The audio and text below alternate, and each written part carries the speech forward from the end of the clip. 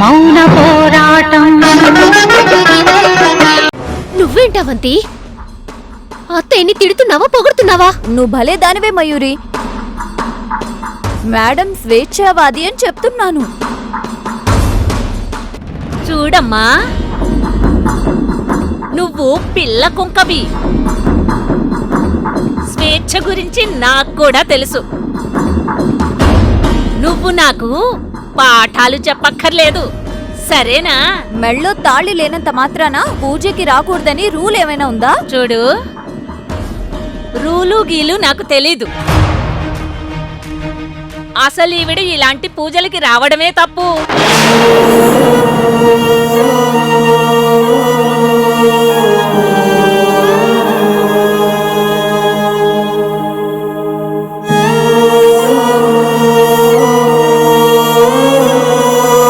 పెద్దావిడ ఇంతగా చెప్తున్నా సిగ్గు లేకుండా ఇంకా నిలబడ్డారే. మీరు బయటకు వెళ్తే పూజ పరిపూర్ణత చెందుతుంది.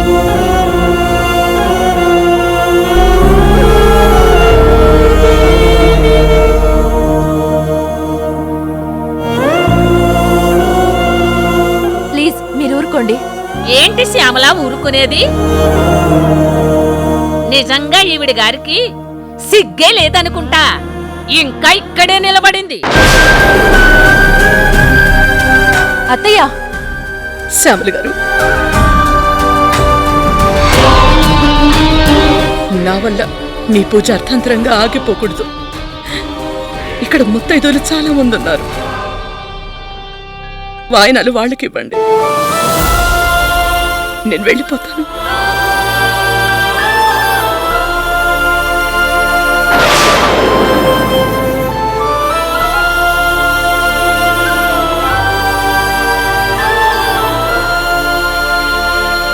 వెళ్ళిపోవడం కాదమ్మా, ఇంకెప్పుడు తగుదునమ్మా అంటూ ఇలాంటి పూజలకు పునస్కారాలకు బయలుదేరకే. ప్రశాంతంగా జరుపుకునే పూజల్ని పాడు చేయకు. వెళ్ళ.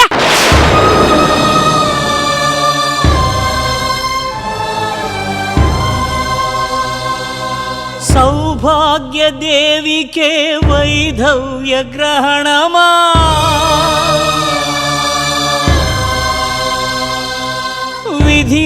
విధిరాతకెదురీత ఇంత విపరీతమా.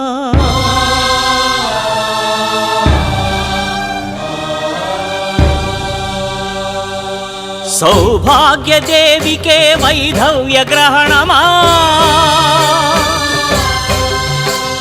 విధిరాతకెదురీత ఇంత విపరీతమా. కల్లోల భూతాల కలికాల ఘోరమా, కల్లోల భూతాల కలికాల ఘోరమా. మహిమ కోల్పోతివా మాంగళ్య మంత్రమా.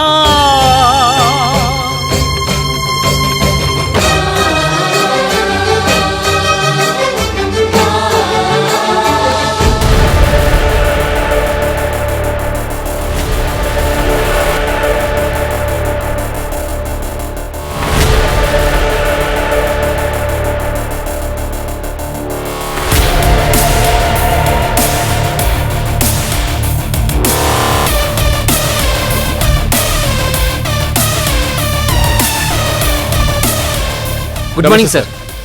Good morning. ఏంది చారి గారు, ఒక్కరే వస్తారనుకుంటే ఎస్ఐని కానిస్టేబుల్ని కూడా వెంట పెట్టుకొని వచ్చారు?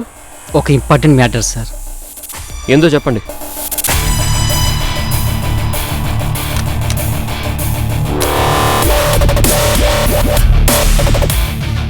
విషయాన్ని మీకు ఎలా చెప్పాలో అర్థం కావట్లేదు సార్.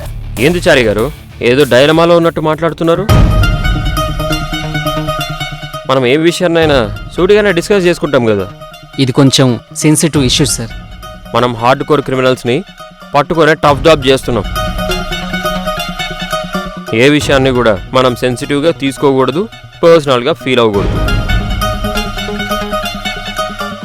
డైరెక్ట్గా మ్యాటర్లోకి వచ్చేయండి చారి గారు.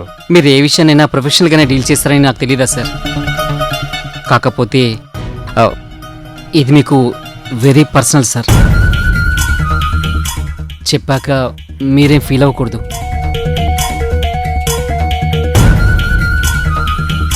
నేను పర్సనల్గా తీసుకొని బాధపడేంత విషయం ఏందో నాకు అర్థమైతలేదు. పర్వాలేదు, చెప్పండి చారి గారు. ఏమాత్రం అనుమానించకూడని వ్యక్తుల్ని కూడా అనుమానించాల్సిన పరిస్థితి సార్. చెప్పక తప్పడం లేదు. బోనాలు సమర్పించిన గుడి దగ్గర ఉన్న సీసీటీవీ ఫుటేజ్ అంతా సేకరించాలి సార్.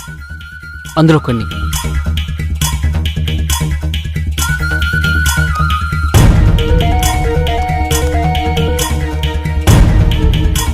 ఇక చూడండి సార్. ఒకవైపు జాతర హడావుడిగా నడుస్తుంది. దుర్గా గారు అమ్మవారి విగ్రహం పక్క నుంచి అదిగో ఆ సందులోకి వెళ్తున్నారు.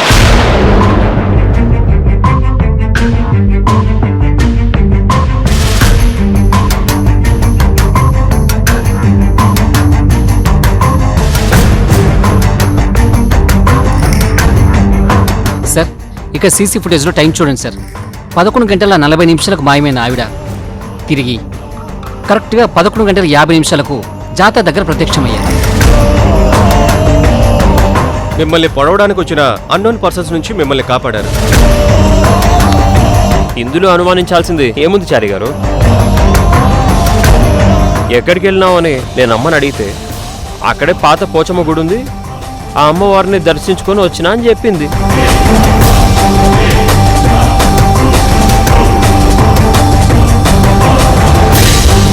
సార్ అక్కడ బోనాలు సమర్పించి ఎల్లమ్మ టెంపుల్ తప్ప చుట్టుపక్కల మరే టెంపుల్ లేవు సార్. మన రహస్య స్థావరం తప్ప. ఒకసారి చూడండి సార్.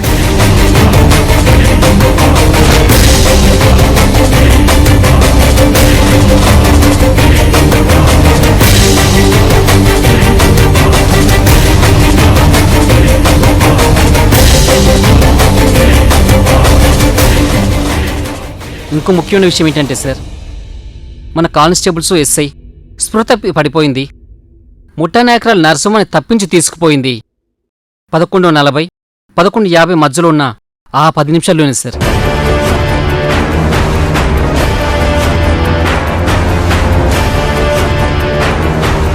దుర్గా మేడం గారు జాతరలో మాయమైన సమయం, నరసింహ ఎస్కేప్ అయిన సమయం రెండూ ఒకటే సార్.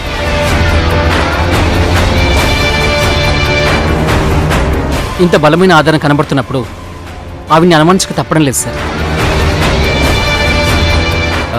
పైగా గుడి పక్కవైపు నుంచి దుర్గా మేడం గారు ఆ పోతురాజులు ఎంత రహస్యంగా వెళ్తున్నారో ఒకసారి చూడండి సార్.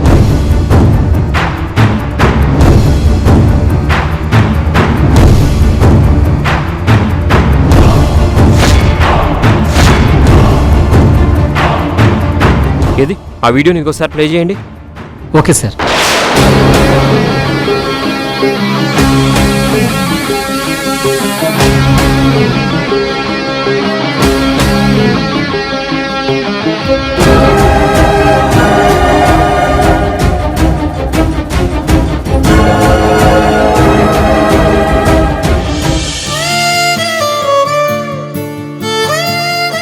నీ కథ వింటే చాలా బాధగా అనిపిస్తోందమ్మా. అందరి ముందు గంభీరంగా ఉండే నువ్వు ఇంత ఆవేదన ఉందనుకోలేదు.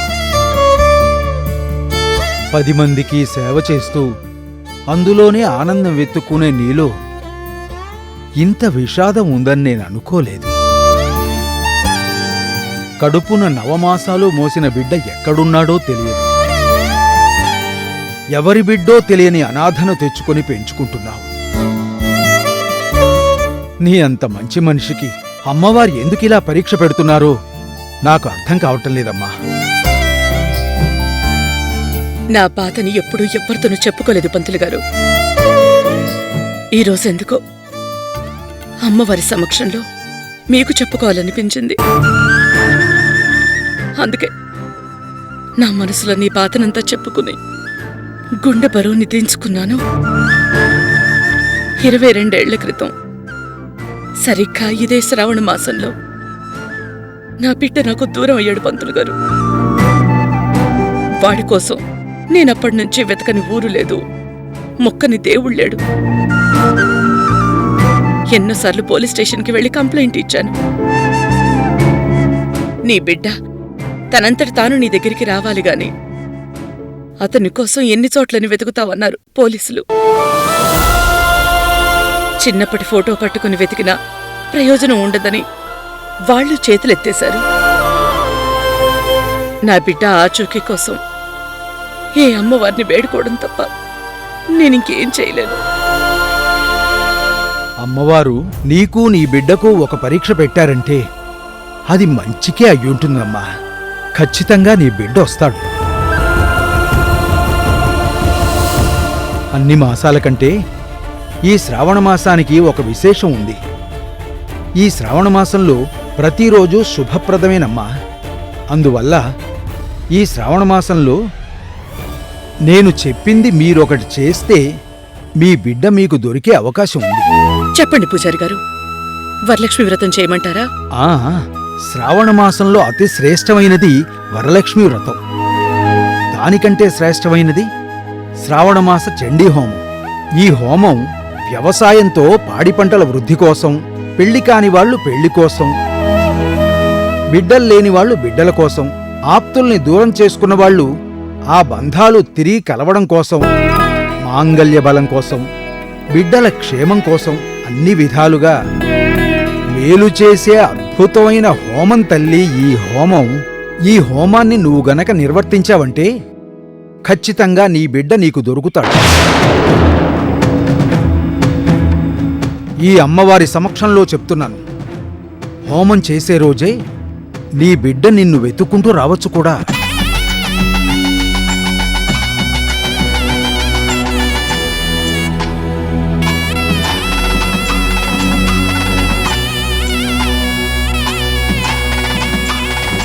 చాలా సంతోషం పంతులు గారు, మంచి విషయం చెప్పారు.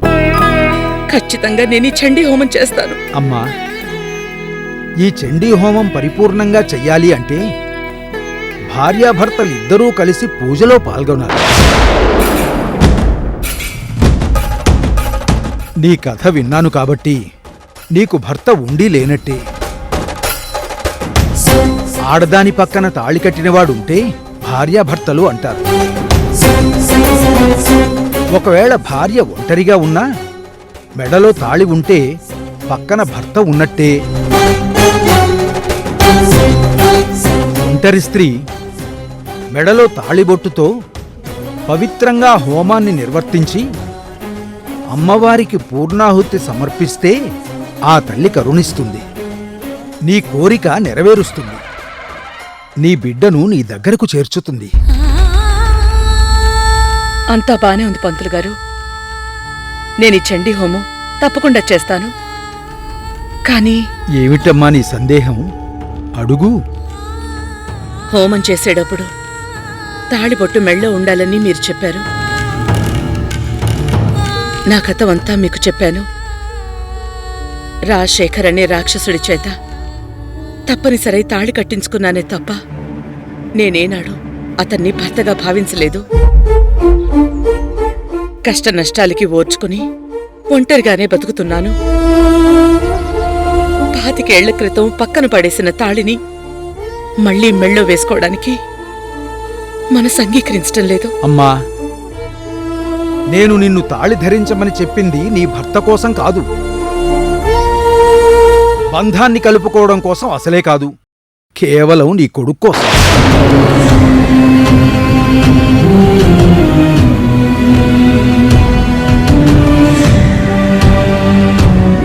నా మాట వినమ్మా, ఇంకేమీ ఆలోచించకు. నీ బిడ్డ నీ దగ్గరికి రావాలంటే నువ్వు ఈ హోమం చెయ్యాల్సిందే.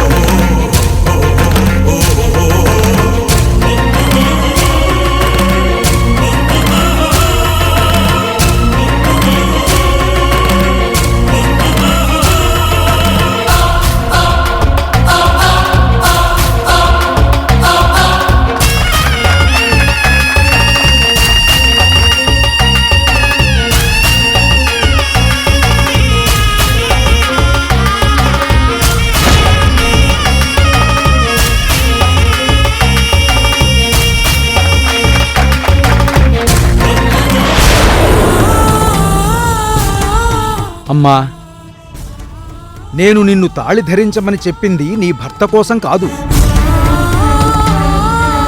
బంధాన్ని కలుపుకోవడం కోసం అసలే కాదు, కేవలం నీ కొడుకు కోసం.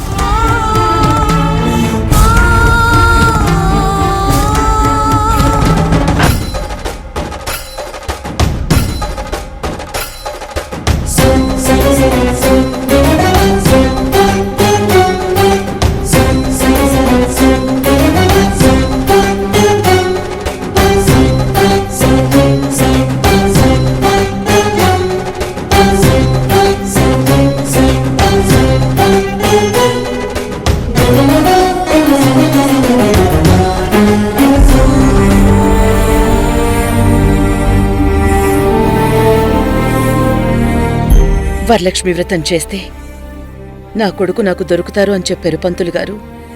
నేను దీన్ని మెళ్ళో వేసుకుంది కేవలం నా బిడ్డ కోసమే.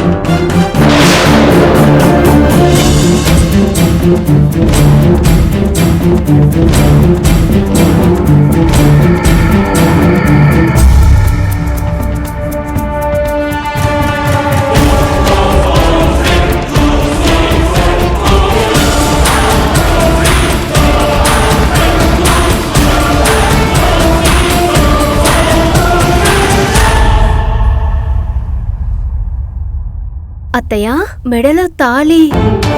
మయూరి, శుక్రవారం మనం మన ఇంట్లో చండీ హోమం చేసుకుంటున్నాం. దేవుడి గదిలో ఉన్న పూజ సామానంతా శుభ్రంగా తోము. ఏంటి చూస్తున్నావు? వెళ్ళు. సరే అత్తయ్య.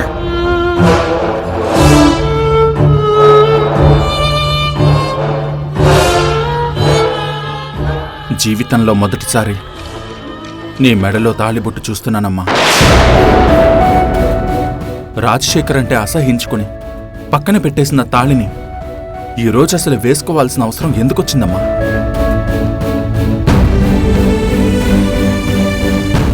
నా డౌట్ కూడా అదే మేడం. ఆడపిల్లకి బొట్టు, గాజులు, పువ్వులు, ఆభరణాలనేవి పుట్టుకతో వచ్చినవి. కాని ఈ తాళిబొట్టుందే, ఇది భర్త అనేవాడు కట్టిన తర్వాతే వస్తుంది.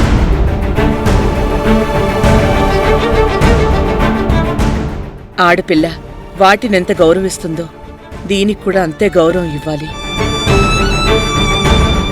నేను తాళిబొట్టు గౌరవం ఇచ్చేదాన్ని. కాకపోతే కట్టినవాడు దుర్మార్గుడు కాబట్టి ఈ తాళిని పక్కన పెట్టాను.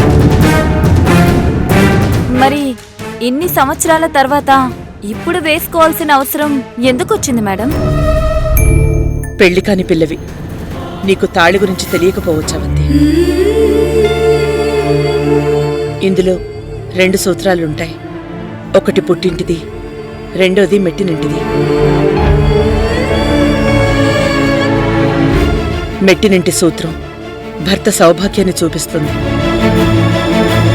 రెండోది బిడ్డల ఆరోగ్యాన్ని, ఆయుష్ని, వాళ్ల బంగారం లాంటి భవిష్యత్తును చూపిస్తుంది. ఇప్పుడు నేను ఈ తాళిని మెళ్ళో వేసుకుంది నా బిడ్డల కోసం.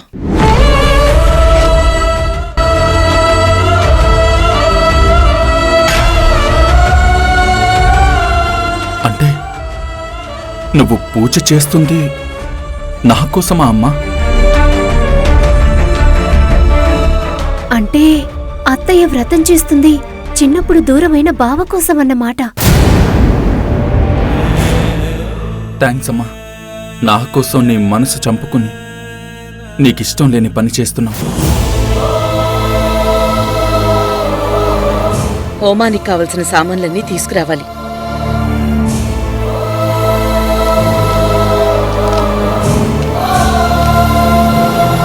అవంతిని తీసుకెళ్ళి ఇదిగో ఈ లిస్టులో ఉన్నవన్నీ తీసుకురా. ఆ, ఏంటి తన్ని నేను తీసుకెళ్ళాలా?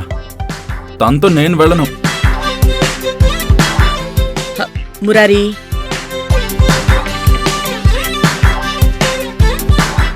సరేనమ్మా, నువ్వు చెప్పావు కదా, తీసుకువెళ్తాను. రండి మేడం. నాకు అంత మర్యాద అవసరం లేదు. నీకు అవసరం లేకపోయినా మర్యాద ఇవ్వడం మా ధర్మం. మురారి ఆట పట్టించింది చాలు, ఇంక తీసుకెళ్ళు. అవంతి వెళ్ళు. రా.